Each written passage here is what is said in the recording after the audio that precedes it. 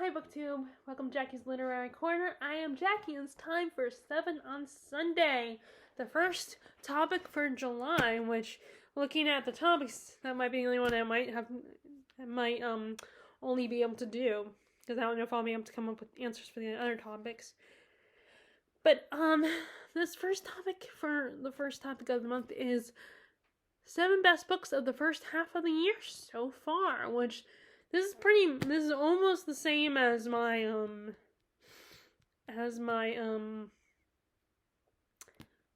best books of the year so far video that that's not 7 books, but it's the same thing. It's only 7 for this one. So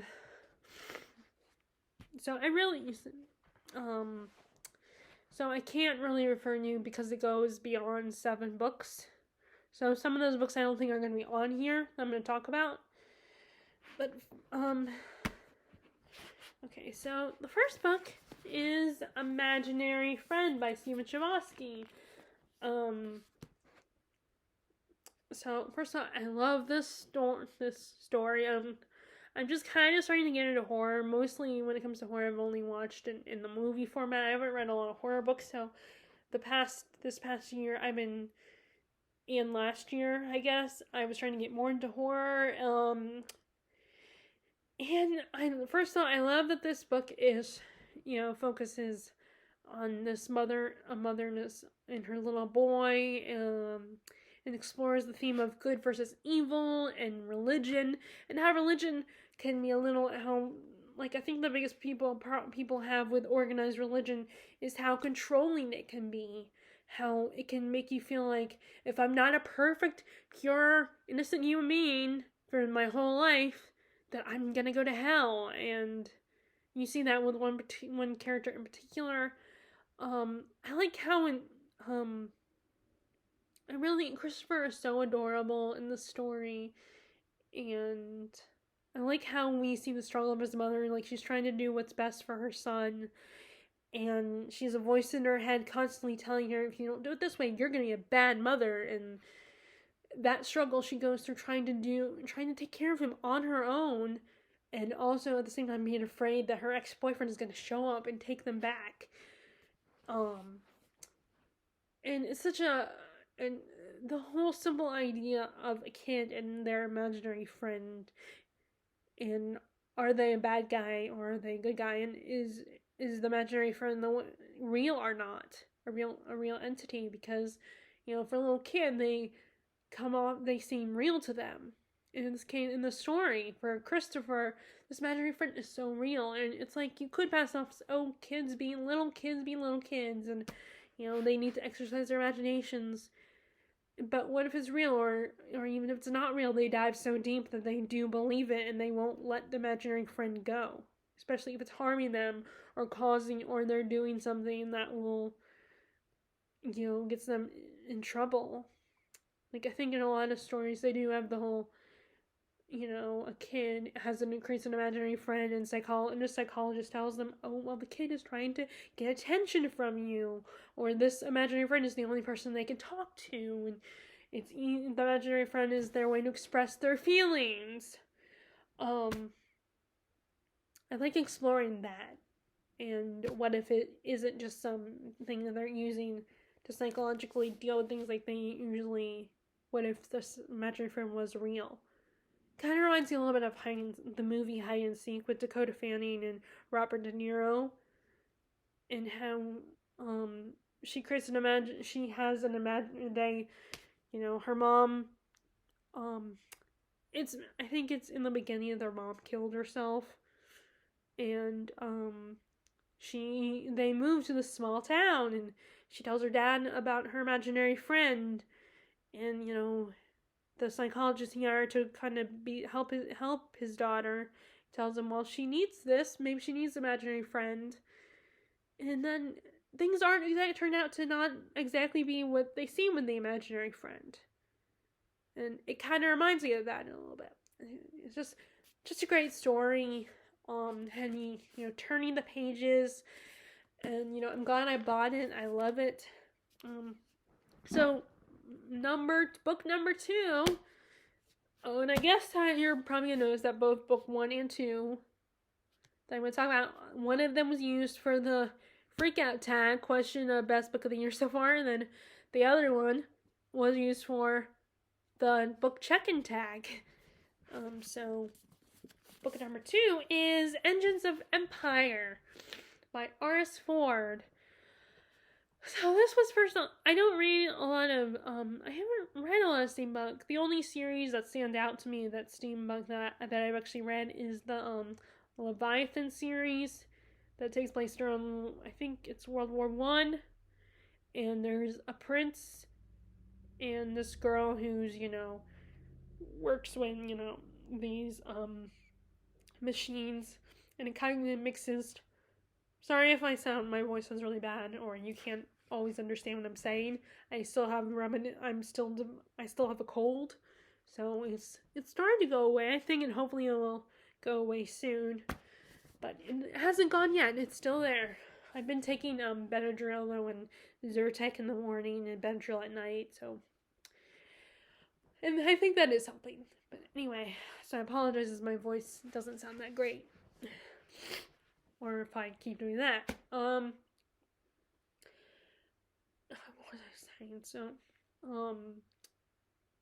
and it kind of mixes Darwinism and technology and stuff like that. It's a cool trilogy. I don't remember who the author is, but the trilogy itself is called Leviathan, I think. And so this kind of uses so that's the only other steampunk I've read, and this kind of feels very steampunky to me, but it's magic with technology mixed together, and also a family is at the center of the story, like a mom with her 3 children trying to do his best for her children, and we get the mom's perspective as well as the 3 children's perspective, which again I really like. As I've said before, and I've talked about this book, I like how it's focused on a family. It's not focused on. I mean, I will be the first to defend. Like I've said this before, and I'll say again, I will be the first to defend when someone complains about every YA book. There's a romance, and I get why people don't like it. I mean, I've kind of stepped away from it myself. But so, like, with that being said, I'm glad that it wasn't the main focus. Although I thought there were times when there was going to be a romance, or a potential romance in future books. I don't know how many books there will be in this, but I know it's the first book in a series. Let's just call it that for the sake of argument, because it might not be a series. It might be a trilogy or a duology. But I like how the center is family, and one of the main POVs is the mother of these 3 children. And we explored this really interesting world through each of these children, because these children, they get separated and go to different parts of the world. And there's also themes of colonialism in the book as well, which I think that's really interesting. Because for me personally, I haven't read a lot of books in fantasy stories that explore that, and I know they are out there and it's explored a lot. But I haven't read it. And how some of the machines that they use, like the flying contraptions that the daughter rides on with her friend, and I thought that is cool. And I like the different personalities of each of the characters, and it's such a really cool concept with political intrigue and people fighting for power, like kind of similar to like Elliot Brooks compared it to Game of Thrones in a way. Explore similar ideas to that series. So that it's just such a cool, and of course I'm always for multi-perspective stories. I love multi-perspective stories where we explore multiple point of view, because then you can see the whole picture. The reader at least can. Because of course the characters will never see the whole picture, but if it's multi-perspective, you get to see the whole picture, and things before the other characters do. So I love that. But this is such a cool book. And I can't wait for the rest of the series. Okay, next is another series, a trilogy actually, and all 3 books are already out. I bought book 2 recently. I haven't bought book 3 yet, but I haven't read book 2 anyway. So, and that is Promise of Blood by Brian McClellan. Um, First, I love fantasy where history was inspired by it. I mean, or where it was inspired by history, and that's what this was. And this was inspired by the French Revolution, I believe. And I like how the main character, which I guess makes sense because this is adult fantasy. It's not YA, and I just read way too much YA, which is not a bad thing. I still love YA, and I don't think I think you can read YA when you're 30 in your 30s or 40s or 50s and still really enjoy it. But of course, there's stuff in there and that they overdo in the YA that kind of gets old as you get older, and you get annoyed because teenagers can be very immature because they haven't matured yet. They haven't developed. But anyway, I say it because one of the main characters is an adult and a parent. As you can see, I like fantasy stories where we get a parent's point of view. I think it's so interesting, and they're not just all over. They're actually taking initiative, and they're not just sitting there and worrying about their kid or passing rules down, disciplining them and telling them, you can't do this, and I don't understand. My honey, you need therapy kind of response. I think it's more, I like it when parents are more involved, not just to lecture you or to be overprotective, but also to take action and trust you and teach you maybe in a harsh way, maybe not so harsh way, but and guide you, not just be like, I don't understand what's going on, so I'm just gonna keep you locked in your room, thinking that's gonna hold you. That trope kind of gets old after a while. So the leader of this group, these rebels who have taken over the city, are led by a man who is a parent, and his son is involved in the army. So I like how we see that struggle while at the same time not only trying to control his biological child and help his biological child, but also this whole city and trying to make sure they don't get taken over again. And that they don't make the same mistakes their old leaders did. That they do, the struggle. And on top of that, I like the magic system and how magic is seen as an addiction. Because they get their powers through, inhaling this powder, and that gives them special abilities, enhanced vision and sense of smell and hearing and all that. Your 5 senses are enhanced because you inhale this powder. And I really like that because I always think it makes sense that magic can be seen as an addiction because it enhances you, it gives you power, it makes you, it protects you, you're not seen as weak if you have this. And I think that's how I always, I see magic as can be like that.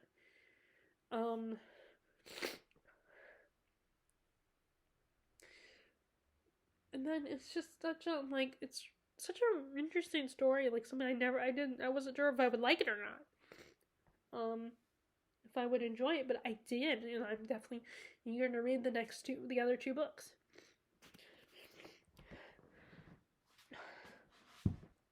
Sorry, I'm still, like I said, I'm still congested, and it's irritating, and and I want to film this, so, so you have to be sitting in my congestion.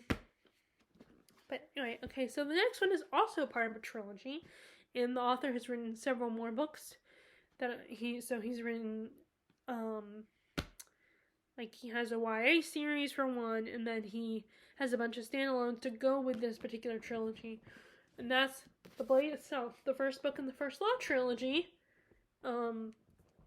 First off, Joe Abercrombie is creating some great characters that are very complex and interesting. Characters can't stand in the first book, but they kind of grew on me in the second book when I read the second book. But they feel very realistic and very authentic. Like, I could see them being real people. And, again, I didn't think I would like this because of what the story is about. That it's kind of this grim, dark world where there's a war going on in military. It's very military fantasy, or flintlock fantasy, or grim, dark fantasy, whatever you want to call it. but I actually had a good time with it, and it's also very funny. Like everybody, I love Galactus' character. He's very one of those people that he's thinking one thing, but he says something completely different because he has to go along with what Dune when he's told. He doesn't want to lose his job. He doesn't want to get any more damage than he already is because unfortunately he's had most of his teeth knocked out. He aged really quickly, and even though he's still fairly young, he looks like an old man. Um, and he walks with a cane, but he's also a torturer, inquisitor, and he actually kind of takes pleasure, which is disturbing in a way, in his job. I think because he probably has a lot of residual anger and fear and just a lot of residual rage from his experiences because he was a soldier once and he got tortured. He was kidnapped and tortured. And so he needs an outlet for that. And he's so sarcastic and funny. I really like, I love all the only character I didn't like who I like now as a book 2 is Jazelle. I don't even know if I'm saying it because he's so vain and arrogant and cocky. But he does grow in book 2. But I like Logan and Pharaoh as well. I definitely sympathize with her. And Baez, you don't know what his deal is yet. You don't know what he's up to, but you know he's on a mission. And he's collecting these 3 people to go on his mission. And I like Wes too. I mean, I didn't appreciate what he did to his sister, but I think he does regret it. And you're gonna get, unfortunately, there's a lot of characters you're gonna get that they're gonna do, even though they're not perfectly decent human beings, they also will do shitty things that you don't like. So, like I said, I think I would like this because it's a war story in a way, but actually I think it was really intriguing and interesting, and, I also like, I don't know what else. It's just a cool story. And one more to go because I did read the second one. So I'm gonna get that. Probably what I'll do is get that one done, this trilogy done first, so I can get to the rest of Joe Abercrombie's work, like all standalones. And then I'll get to Black Powder Mage, the second book in that one. Okay, so the next one, I didn't know how I felt about it. And at first I was like, because there's like the writing itself, I'm not that crazy about, but I've gotten used to it. And like most people, I gave book 2 3 stars because it's also a series, but it's more than 3 books this time.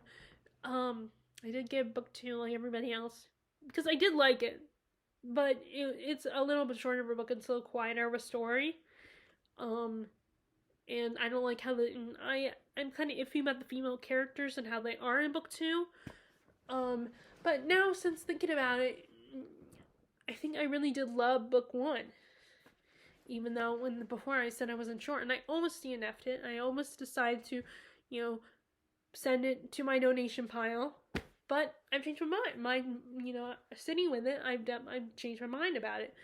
And it's on this list. It was on, my best books of the first half of the year in my other one. The other video I made. And that is Dune by Frank Herbert. First of all, not only I don't read a lot of sci-fi, and I'm just kind of starting to get into it, but I also like that it's on not just on another planet, but a desert planet. Like I said, that's a very new concept to me, and I think damn it, sorry, it's just my congestion is really, really bugging me. It's hard to talk. But it's on a desert planet, so I think that's a really cool idea. I don't read a lot of stories that are desert stories. That's why I'm trying to get more into like African and Arabian type stories. Like Indian stories, which India is not all, obviously India is not all desert. But and we do maybe one day read some stories that take place in a world that's like, our deserts, the Midwest, like Nevada. But that would probably have to be like sci-fi and stuff. So maybe aliens. But anyway, I also like how it's Paul is a character that I don't know how I feel about it, but I like that I'm a little conflicted about him. That he's not, you know, he's not perfect. Although I can see where he would seem kind of boring to other people, but I think he's a lot more complex than people give him credit for. He's a kid struggling, and maybe the new movie helps, but he's this kid who's struggling and just wants to be a kid again, but loses that chance quite clearly right away because who his parents are, and his mom's a Bene Gesserit, and his dad is an emperor. So right away he was born into royalty and born into this powerful religious, let's call it a religious order. I don't know if they would be considered religious. Bene Gesserit would be considered a religious order or not, but and there's this prophecy surrounding him that he's going to be the chosen one, which this book looks at the idea of how dangerous that can be, and how making someone chosen and destined for a great power, how that's not necessarily a good thing, because depending on the person themselves, that can, like, power corrupts and perverts, and can make someone that seems all nice and humble develop an ego. I would love to learn more about the Bene Gesserit. I think that's such an interesting group of people and their belief system. And then you have I cannot remember what they're called. Does it say in there? It doesn't say it.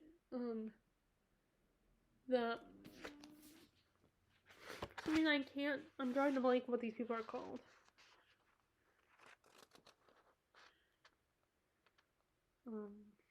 Oh, well, they do have appendix. I'll have to look at the appendix. Let me see. I'm sorry, I cannot remember what those people are called. The desert people. I cannot remember those people in the desert. I cannot think of what they're called. It'll probably pop into my head. The desert people. That he becomes. Oh, the Freemen. That's what they're called. The Freemen. They were really interesting seeing Paul and his mother Jessica become part of it.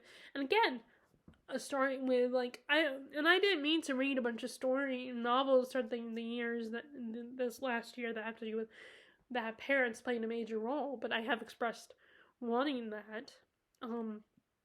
So his mom plays this major role in the story, his guide. She's not just his mentor, she's his actual mom, which puts you in a unique situation where you're emotionally conflicted. You have to be, you're automatically like a mentor that eventually becomes attached to their mentee, their student, won't necessarily become like a parent to them. They don't automatically become that, but people that are already born as a parent to this child or already see themselves that way, I imagine it's even harder when they're already your child. But seeing Paul's journey throughout the story is very engaging. And now the writing, like I said, what put me off this at first is the writing style. We're in the characters' heads quite a bit, and we hear their exact thoughts throughout the story.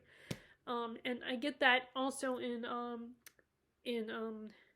Wheel of Time as well, where we get the characters' actual thoughts, which is not something I'm used to, but I'm definitely getting a lot more used to it.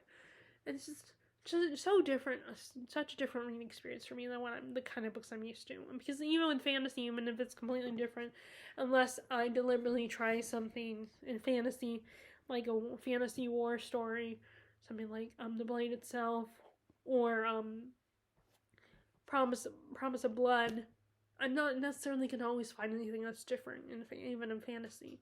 They all have very similar elements. So, this was a really such a cool concept. It is like 5 or 7 books. I have to look it up. Again, well, actually, no, I can look here. There are 1, 2, 3, 4, 5, 6. Oh no, there's six. There's 6 books. Oh my god, no. Children of Dune next. I haven't bought it yet, but that's the next one I'm gonna read. But yeah, this is great. It's long, but it's a really fun and entertaining story. Okay, so next is what that's an actual sequel.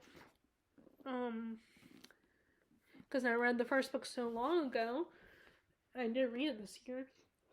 But we have Son of Shadows, the second book in the Seven Waters series or trilogy. And I may like this one even better than the first one.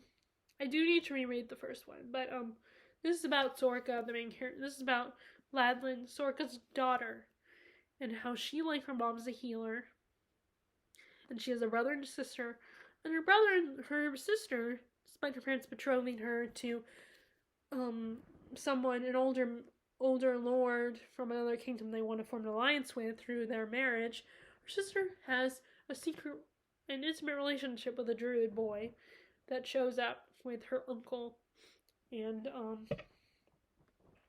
she was not supposed to have this, and you're gonna have this relationship, this intimate relationship, and they weren't supposed to fall in love. So her sister is sent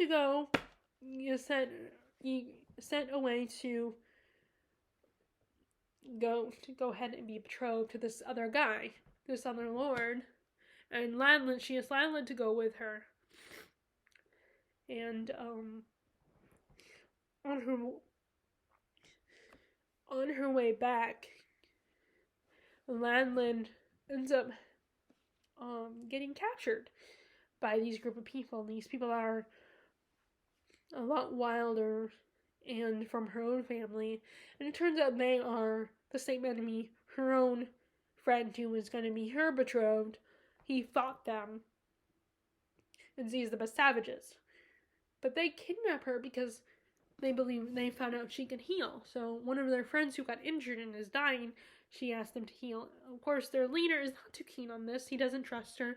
He thinks they were taking this big, unnecessary risk. Well, while she's trying to heal him, their companion, the other guys end up liking her and forming a friendship with her and respect her and admire her.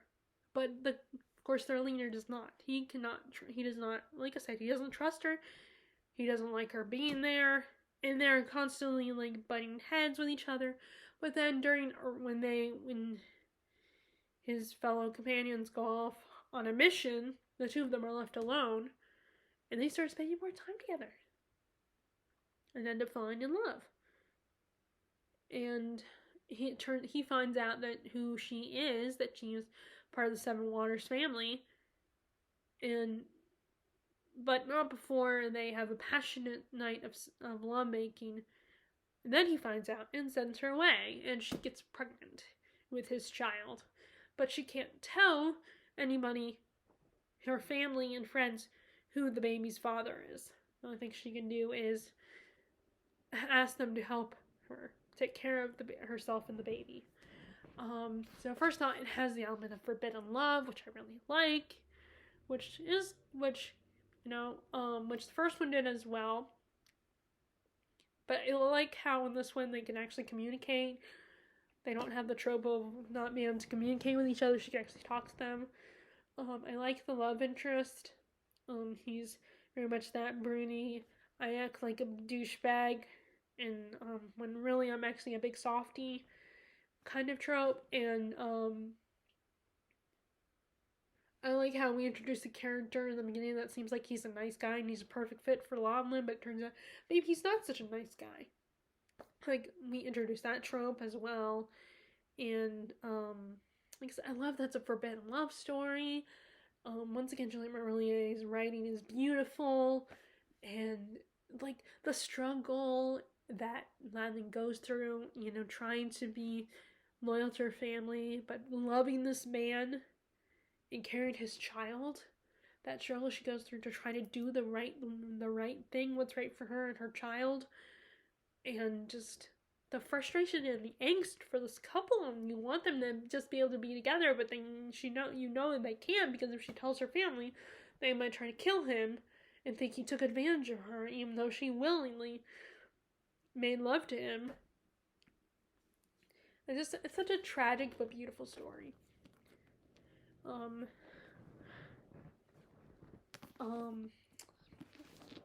Then we have, sorry, I hope I'm not grossing you out with my congestion. And I hope you can understand me in this video. The last book is the other sequel I read this month, and that is The Dragon Republic by Arthur Quall. Now, the first one was really great. I like the school setting. I love the fact that they used the fantasy to talk about this historical event. I thought that was really cool. And a way to really get you engaged with history without really throwing the information in your face. I think it's an easier way to ease you into learning about this history. So in this one, the Psyche are trying to, they're going on their own mission to try and assassinate the Empress, but because Ren cannot control her powers, her connection to the goddess, they fail in their mission, and then they are summoned by the Dragon Warlord to be used as his personal weapons, because he wants to create a republic. So this one really deals with a lot more politics in the war, who was right and who is wrong. You don't really know which idea is better. You can see both sides. You can see the Dragon Republic's ideals, and then you can also see the Viper's ideals, and you kind of understand both sides. And you deal with how what can seem like the right thing to do is not necessarily, and there are people that will be caught in the crossfire. It's hard to ignore those people, and you can make the excuse of, well, this is war, I'm a soldier, this is what I do, and I don't have time to worry about and cry over the citizens and the I can't think of the word, all the people that get caught in the crossfire. I don't have time to worry about this is war, and we have to make difficult decisions. And that's not an easy thing to say. You can make the argument, and you can see why they might think that, but to be the person that doesn't believe in that and has a different kind of philosophy, you can also see their point in why they would not want to create more violence and want to spare people, and why it's easy to get comfortable in a situation and be okay with it and not question it, because it's easy to do, to fall into a comfortable position. And if you're not suffering as much as one group of people, then you might be a little more comfortable with this leadership and can ignore the people that are suffering the consequences. It deals a lot with that. Also, we see Rin's addiction is growing. She likes being a soldier. It's the only thing that she thinks she's good at, and she's addicted to this power. And then there's at one point in the story where she has to give it up, metaphorically and literally. When she joins the Dragon Warlord, he's like, I don't want anyone addicted to opium, so she has to go through all these withdrawals and suffer. And he's just not, letting her suffer. And you can see how that would be unfair, but maybe she needs to get some tough love and needs to go through all of that to come out of the other side. And then you also, at one point, she loses her access to the powers of the goddess, and she can use it. She has to come up with alternative methods to use her to be a soldier again without the power of the goddess. And we also see the complicated relationship she has with Katang and Neza. At least I don't know if I'm saying any of these characters' names right. And how there's kind of a love-hate between the three of them. And they do care about each other, except that this war comes between them, and their different philosophies and how to handle this war comes between them. Especially between Rin and Nessa, they have different philosophies on how to solve their problems, and he sees her as her powers as monstrous and dangerous, and she sees them as the perfect opportunity, a weapon, a tool that she can use to win this thing. Um, and um, and unfortunately, it comes between them a lot. And there is a hint of there's something feelings between the two of them. I didn't see it at first. I just thought they were enemies, but they kind of have a frenemies going on in the story. Um, and things are not what they seem with Nezin as well. And there's also some family dynamics with Nezin, and his father and brother, older brother, like some tension between them. And we also do see some of Rin's family comes back into her life again, and that puts Rin in a difficult position because she's tried to walk away from her previous life. She saw herself as weak and pathetic, and like I said, she's addicted to the powers of the Phoenix, and she enjoys it because it makes her strong and powerful, and not the same pathetic girl that she believed herself to be back when she was living in the Rooster Province. And then her family at one point comes back into her life, and it reminds her where she came from, and she hates that. But she also still feels a love, at least for her foster brother. And like I said, this is more of a war story. The first one was kind of half war, half magical school story. Well, this one is totally war story, no magical school stuff. The battles were great.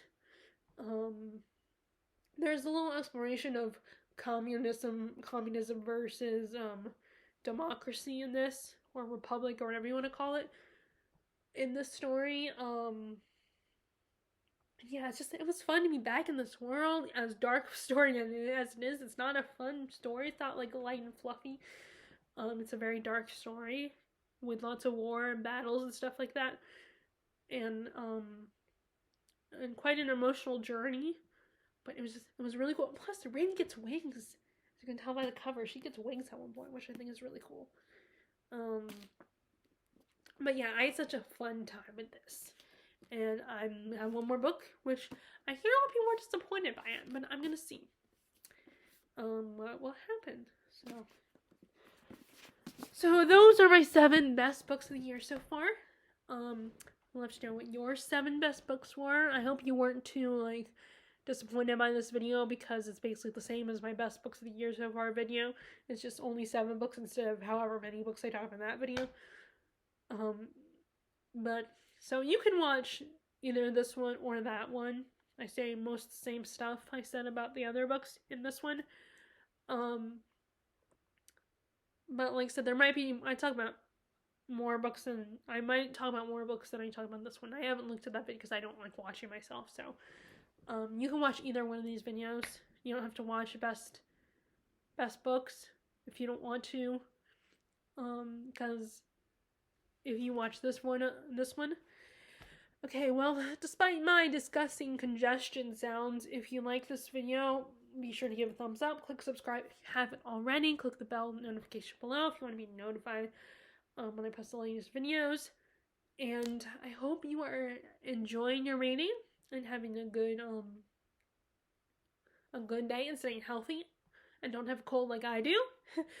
And I will talk to you all later. Alright, bye!